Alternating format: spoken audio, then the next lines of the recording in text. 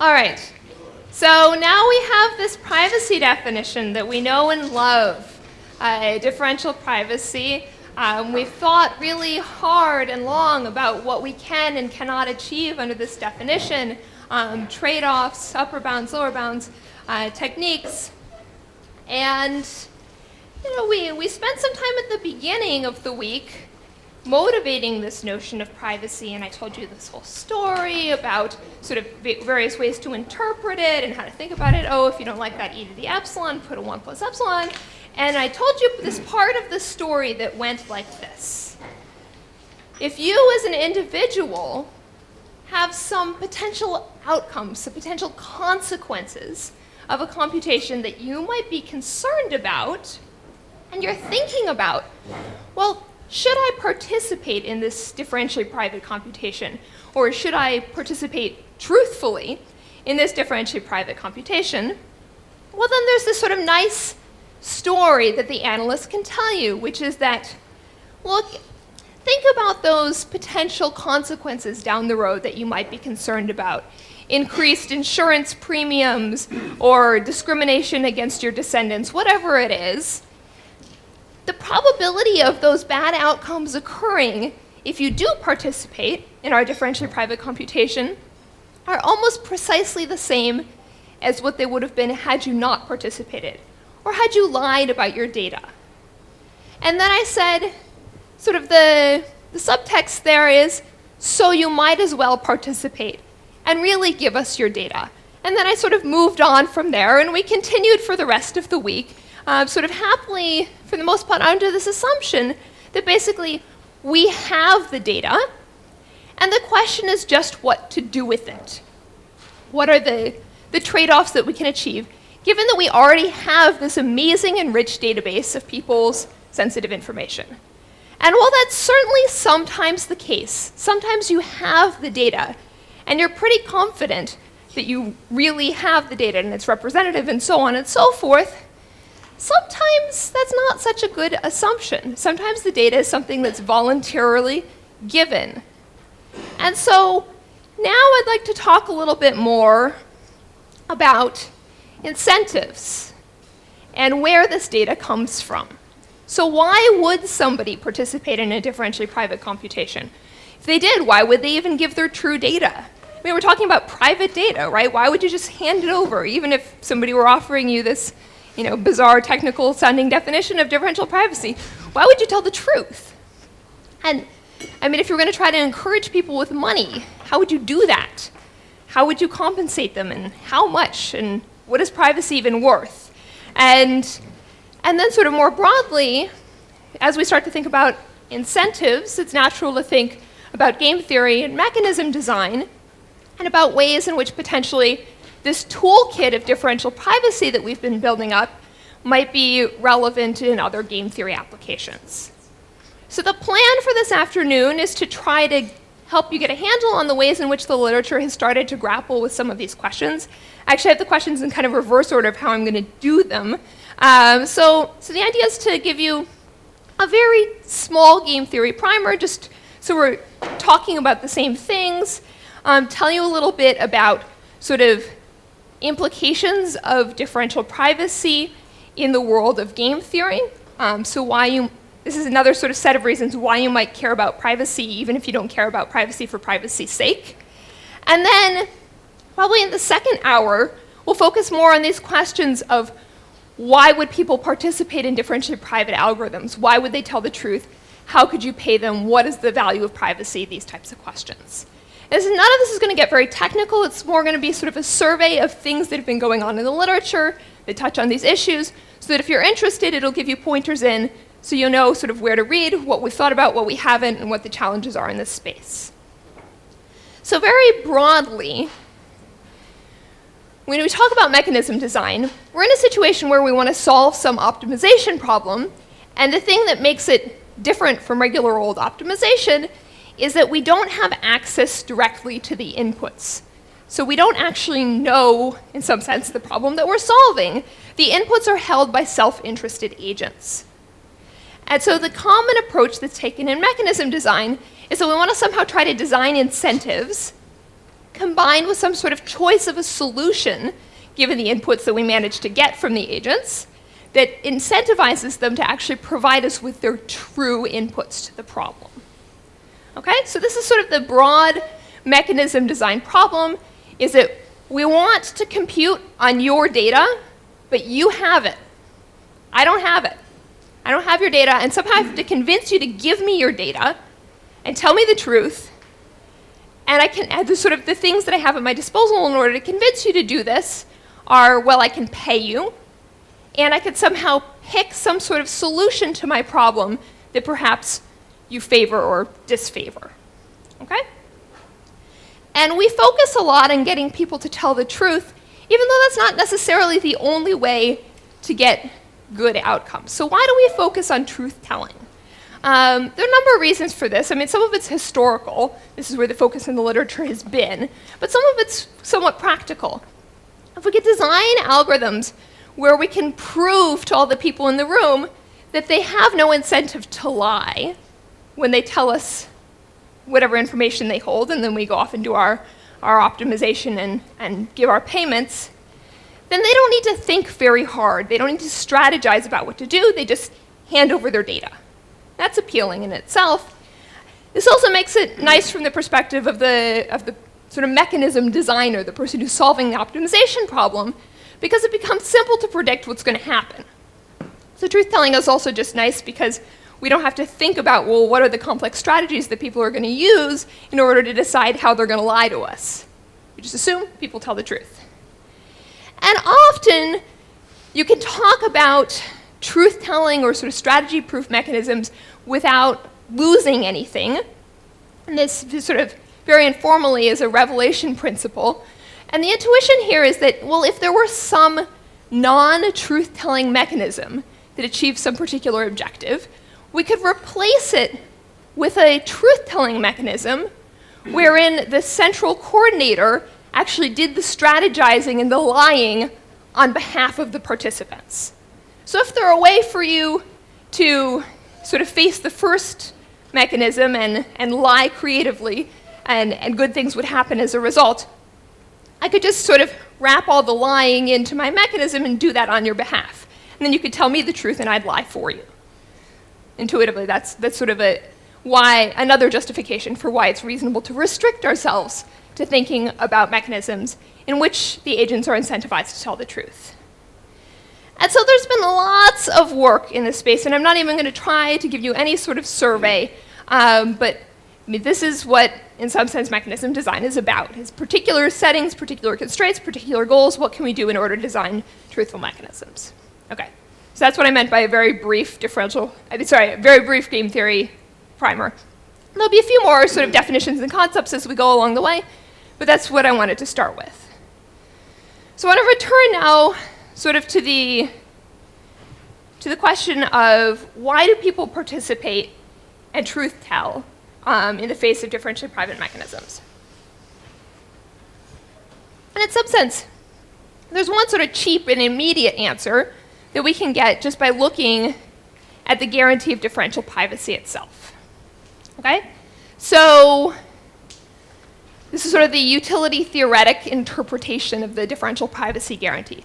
So suppose we have these agents who are providing their data. So each agent is providing one row of our database. And they have utility functions over the outcomes that are chosen by the mechanism. So that means for any possible thing that might come out of my computation on the database, each of the people who's providing data has some value for whatever that might be, say between 0 and 1. Okay? We'll say that our mechanism, which maps from database space to outcome space, is epsilon approximately dominant strategy truthful if for every single one of the players, so each of these people who's providing a row of our database, and for every setting of everybody else's stated data, and for every lie that they could have made about their data, well, they don't really benefit by more than epsilon by lying in expectation. Okay? And so approximate dominant strategy truthfulness basically just says, no matter what everybody else is doing, you would basically might as well tell the truth. because you couldn't benefit much by lying. That's just what that statement is. And if we think about it for a moment, well, this is an implication that we get almost immediately from differential privacy. Because differential privacy guarantees us, well, first let's think about how we sort of interpret this. Well, these utilities of the outcomes are just sort of some sort of function that's going to be applied later on to the outcome. But the probability of each outcome is almost exactly the same regardless of whether we lie. And so our utility and expectation is almost exactly the same regardless of whether we lie. And so there's this immediate implication where if we have a differential privacy, we get approximate truthfulness guarantees. Okay? You look.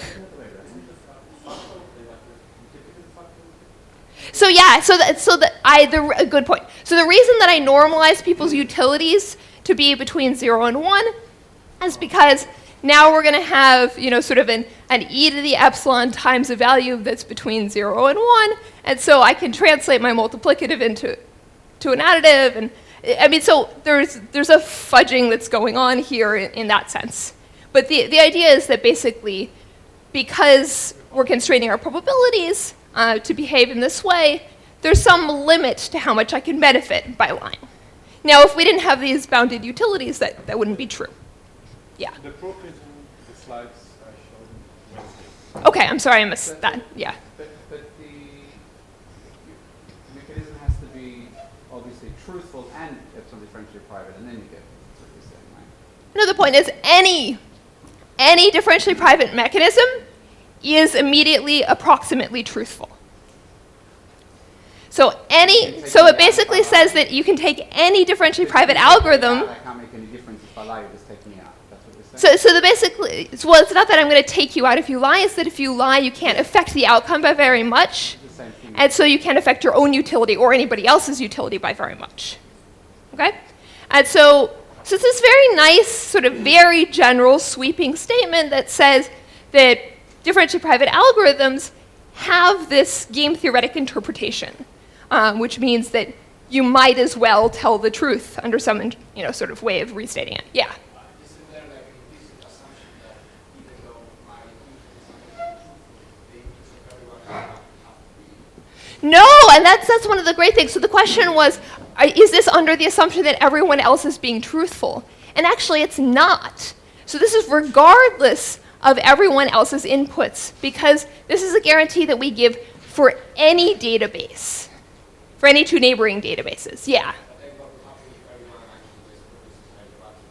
So, okay, so you're getting to what I think you're getting at is, well, I'm saying you might as well tell the truth because you basically can't affect your own utility or anybody else's, but you might as well lie by the same reasoning. And so you're saying, well, what if everybody lies? Well, then everybody lies.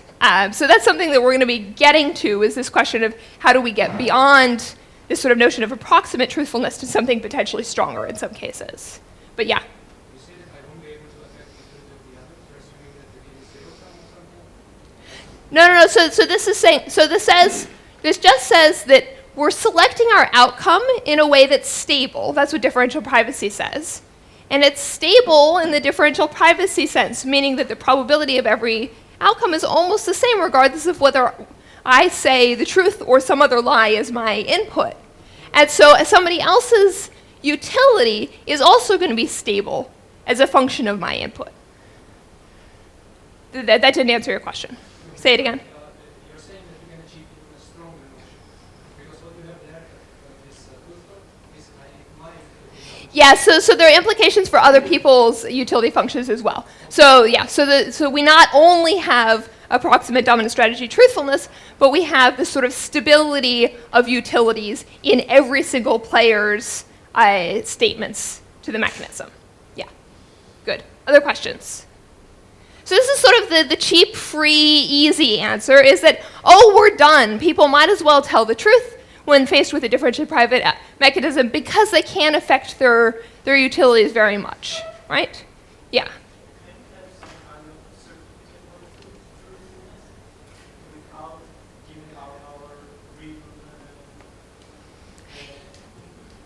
So in the second sort of piece of this talk, we'll talk a little bit about sort of verification of people's data, and I won't hit exactly on that point, but I think that's the right point to have that discussion. Yeah. The dual side of this is that I can also say, well, I can also lie and it won't affect my utility. Yeah. Oh yes. Oh yes. Yeah. So we'll go there. Yeah. It's a very important point. Yeah. But let's stick with the good news for the moment. Let's take the optimistic perspective that people say, you know, wow, I can, you know, barely affect my utility, so I might as well participate and participate truthfully.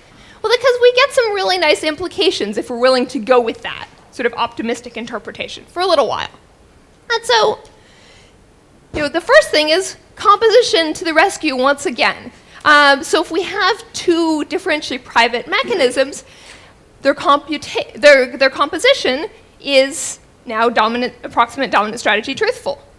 And to you all, that maybe sounds obvious, but to folks who design truthful mechanisms, this is far from obvious.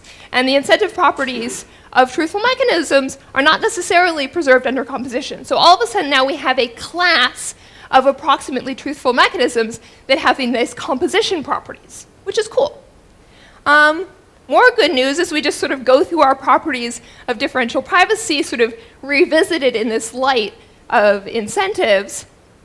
So if we have, now think about group privacy, if we have two inputs that differ in the types of K players, we immediately, from group privacy, get consequences in the changes that they can sort of incur in their own utilities or cause anybody else's utilities.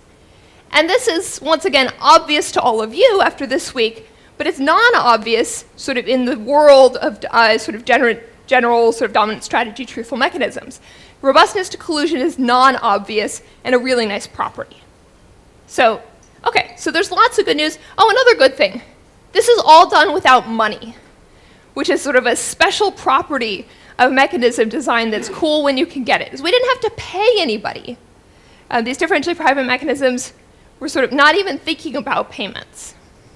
Okay, but you guys have already foreshadowed the bad news here, which is, well, not only is truthfully reporting your type an approximate dominant strategy, but any report, including, you know, sort of total nonsense or, you know, malicious reporting, is also an approximate dominant strategy. And so this raises this question of how do we actually properly get people to truthfully participate? And that's a question that we're going to hold for a little bit later, but it's an important one. Okay. But first, before we get to that, I'd like to talk a little bit more about differential privacy tool in game theory. And in this space, in some sense, we've already hit one of the points, which is that, well, we have a new toolkit for approximate truthfulness, if you care about approximate truthfulness. And then there are a couple of other points that I wanted to hit on in this space, so ways that the literature has, in differential privacy, has touched the literature in game theory. So one is that there are a number of examples of differential privacy giving some sort of qualitatively new mechanism design results, just using the toolkit from differential privacy. So I'll give one brief example of that.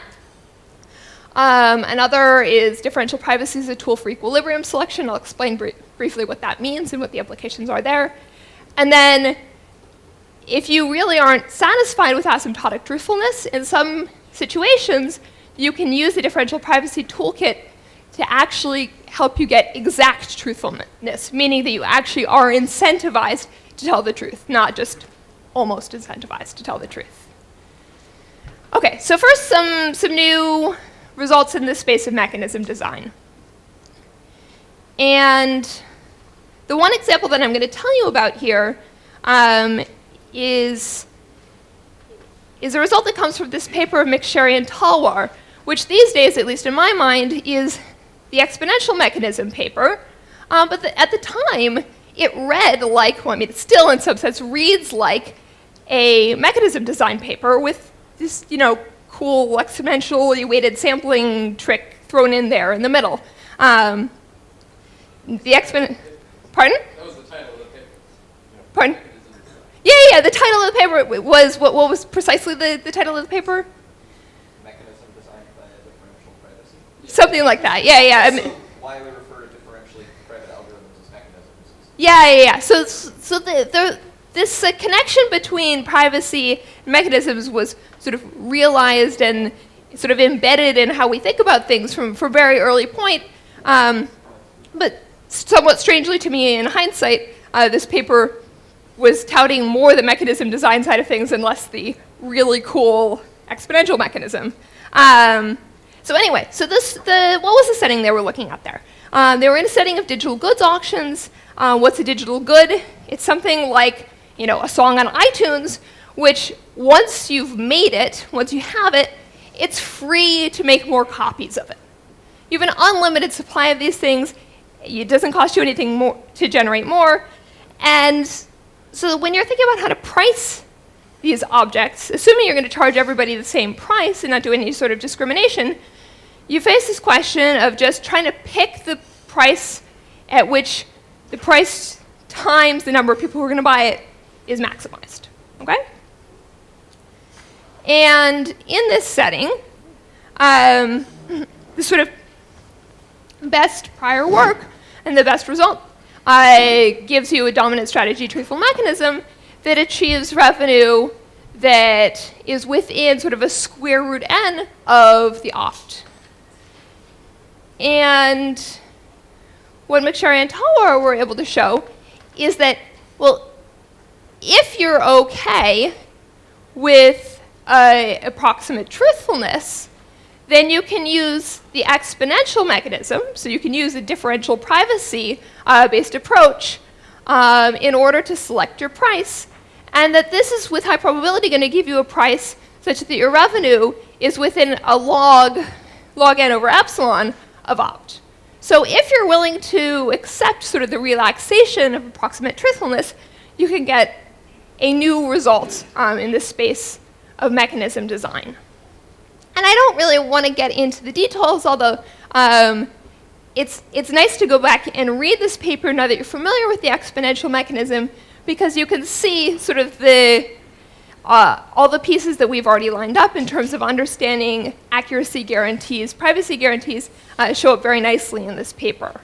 But this is just one taste of, there have been a couple of instances of if you're willing to accept approximate truthfulness as a reasonable notion, which is certainly questionable, then you get some interesting new mechanism design consequences when you deploy the differential privacy toolkit. That's just sort of one taste in this direction. The next flavor of implication that I wanted to talk about is in the space of coordinating on equilibria.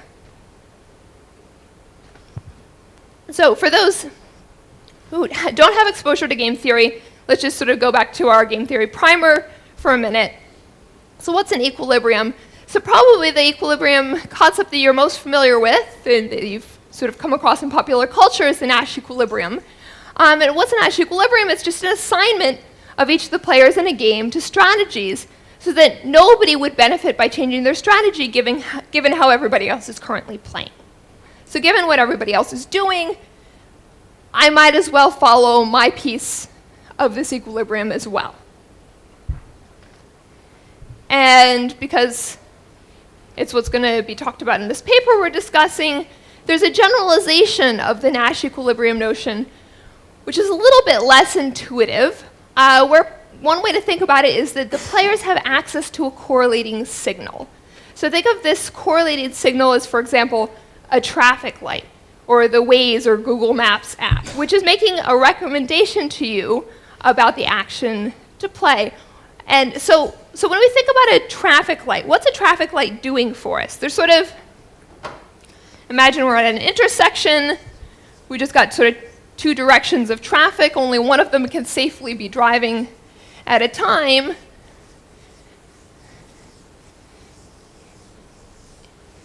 We could have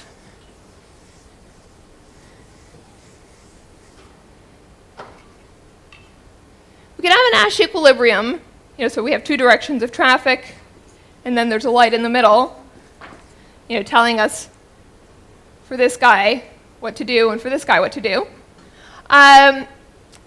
Now we could have a Nash equilibrium where, you know, this guy drives and this one doesn't, and we could have a Nash equilibrium where the top guy drives and the side guy doesn't. But what a correlated equilibrium enables us to do is it enables us to sometimes give this guy red and this guy green, and sometimes give this guy green and this guy red.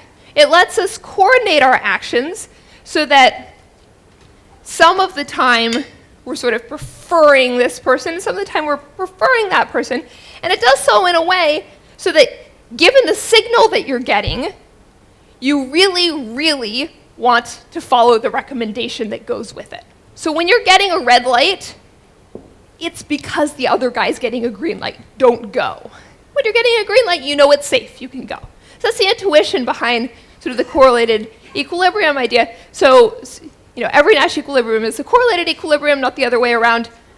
But the main thing is you should understand that an equilibrium is basically a way of telling everybody to play so that they are incentivized to follow the recommendations, given that everybody else is also. Okay, so there's this nice paper, or sort of pair of papers that have come together on equilibrium implementation with a mediator. So what's the setting that's being studied here? The setting is we have some sort of mechanism designer with limited power, which gets called a mediator. And so this mediator can't, think of it as Waze, or, you know, your GPS system or Google Maps, wherever you get your driving directions. And the mediator can't enforce that anybody uses the mediator. It's entirely your choice whether to turn on the Waze app and ask for directions. The mediator can't pay anybody to do anything in particular. All the mediator can do is recommend actions. It can't enforce actions. So even when you decide to turn on Waze, Waze doesn't take over your car and force it to go in a particular direction. Waze simply says, I think you should go this way. And then you can completely disregard that and go, you know, you could take the other road. And even in their model, the designer is perhaps weaker than the reality of this Waze example and has sort of no prior over the player types. And the goal here is to design a system where the agents will report their types, so they'll tell Waze, you know, I want to get from A to B. The mechanism will recommend equilibrium strategies to the agents, so it'll tell each person, hey, I think you should go this way, hey, I think you should go that way. And the agents are going to be incentivized to participate, meaning turn the app on in the first place, to report truthfully their source and their destination for their traffic, and actually to follow the recommendation that Waze gives them. Okay? And what they do in this paper is they use tools of differential privacy in order to achieve this sort of design goal. In order to do this, they're going to need to use sort of these tools in order to make robust strategy recommendations. And so sort of an obvious consequence from our perspective is that they're going to need the game that's being played to be large. They need to be in situations where one person changing their action in the game isn't going to totally change payoffs. Because if one person could have sort of an outsized influence on everybody's utilities or on some people's utilities, then it's going to be very difficult or impossible to sort of smooth things out. And another thing that we'll see is they're going to need to relax the notion of differential privacy to talk about joint differential privacy. Have we seen JDP? I don't think we've seen it at all this week. Okay, so intuitively, what is this relaxation of differential privacy? So in differential privacy, if this were the notion that we were using in one of these game theoretic contexts, the input would be everybody's sort of statements to Waze of, you know, my source and my destination. It's your type. And the output would be a recommendation for each player of a route to take. Now, it's probably immediately obvious to you that if Waze published publicly the routes that it recommended to everybody, that it would be really, really hard for those recommendations to hide people's source and destination, right? It's pretty obvious where you're coming from and where you're going to when I tell you how to drive from A to B. So it's very natural to say, okay, instead of forcing that whole thing, that whole output to be private, let's say that, okay, from my perspective, if I change my source and my destination, that shouldn't change the recommendation of routing for other people by very much. So you look at, for each player, if they were to change their input, how that changes the distribution over joint outputs of everybody else. Make sense? So it's a fairly gentle and reasonable relaxation of the differential privacy notion for a lot of settings. It makes sense in settings where the output is naturally partitioned amongst the individuals who actually provided the data. So JDP is something, joint differential privacy is something that we could talk about in settings where, in some sense, the algorithm is going to give a piece of the solution to each person. Okay? Okay, so what this paper achieves is that if in large games, again, games where sort of each individual has a small impact with private types, they can implement a correlated equilibrium of the complete information game using a strong mediator, meaning one who can verify your claim, sort of the input that you give to the algorithm, if you do opt in, but can't force you to take the recommendation. And in more structured games, like routing games, like this Waze problem that we're talking about, they can even achieve this with a weak mediator who can't verify people's inputs. And just to give you a little bit of sort of intuition of why this might be surprising is, well, what's the naive way that you might try to go about doing this? Is you might say, well, okay, everybody give me your inputs, and I'm going to compute an equilibrium over the people who happen to choose Waze. But this is problematic for sort of a subtle reason, which is that the central mediator might be computing an equilibrium of the wrong game. If not everybody opts in, I'm computing an equilibrium of this sort of subset of the players. And an agent could potentially, by opting in or opting out, have a big impact on the equilibrium that gets chosen, even if her actions within the game have limited impact on other people's utilities. So this is sort of where the need for the differential privacy toolkit comes in, is we need to smooth this impact. Yeah. Oh, okay.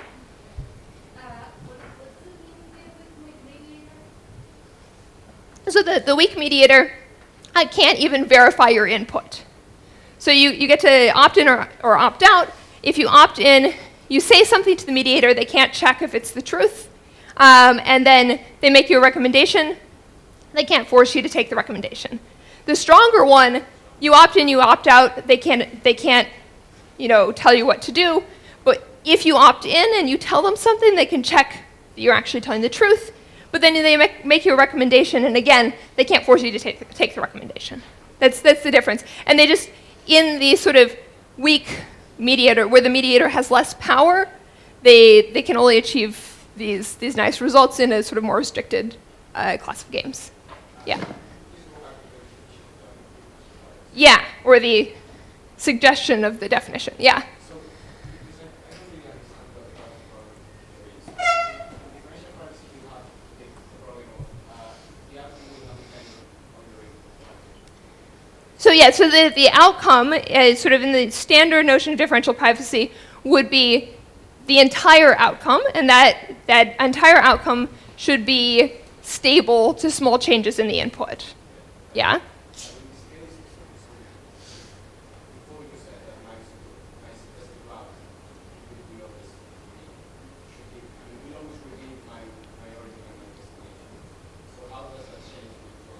So with joint differential privacy, the restriction is that the distribution over everybody else's suggested routes should be stable to me changing my source and my destination.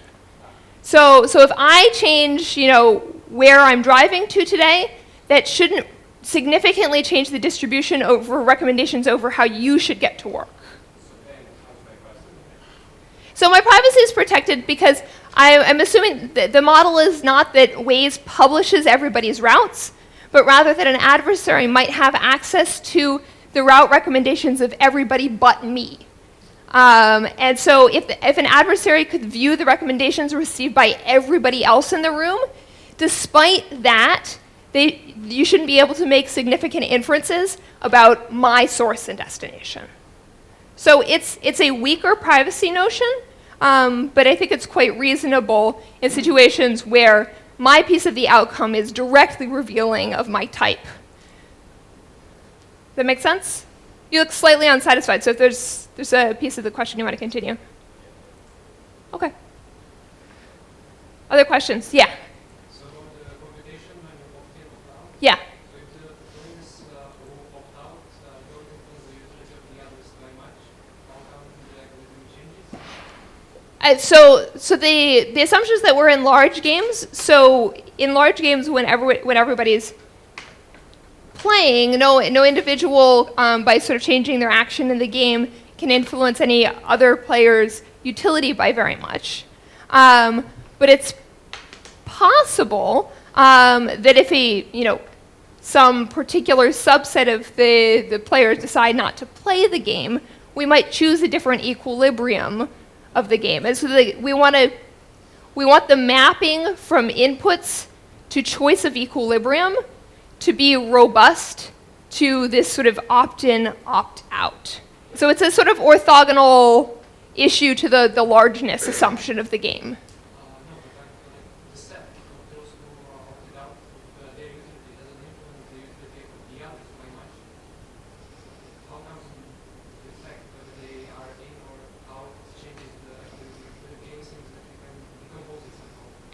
So I'm not sure I'm understanding the question properly. So you're saying if the fact that I change you're thinking about sort of replacing opt-out with just sort of a default like lie action or something like that?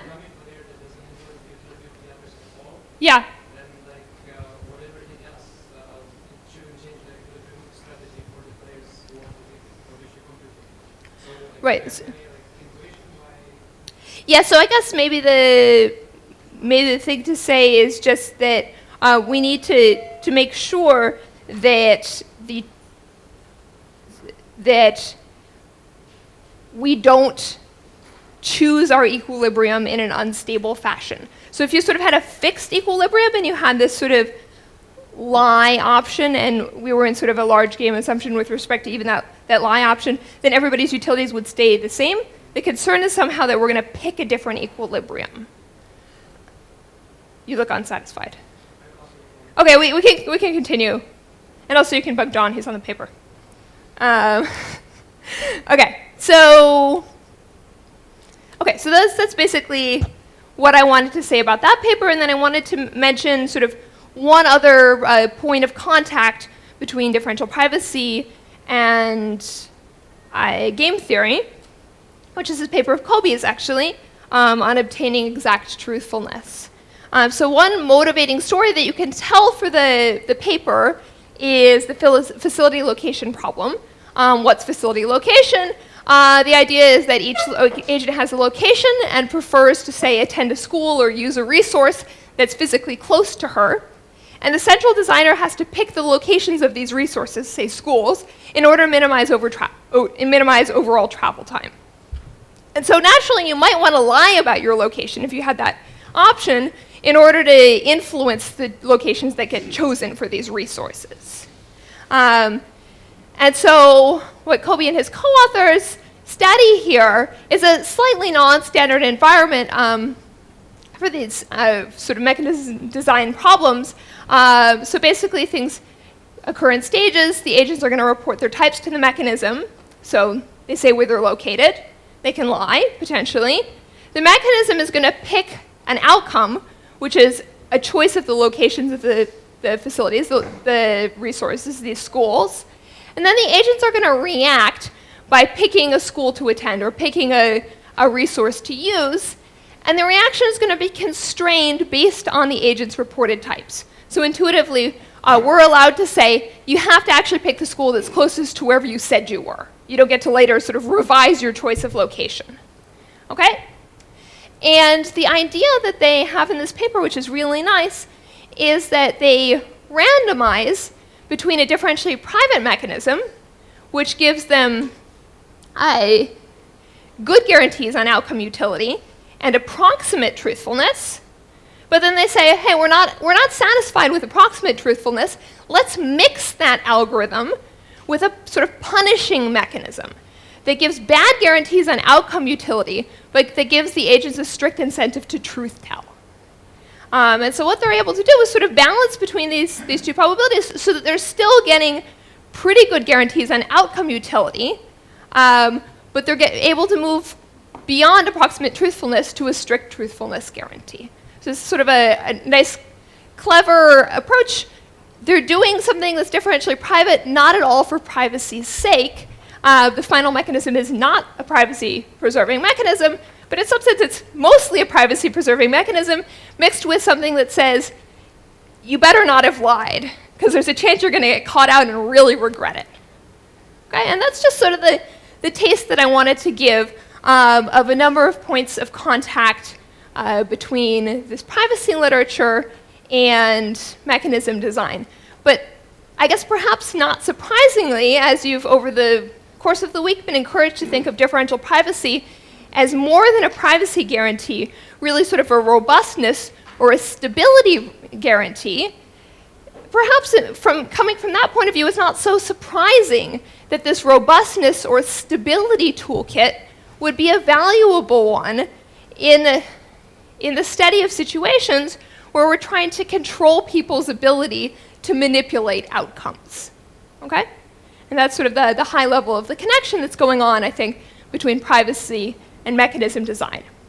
So in the second half of this talk, I'm going to return to this question of, well, what if we don't have the database in advance, but actually people are providing their data?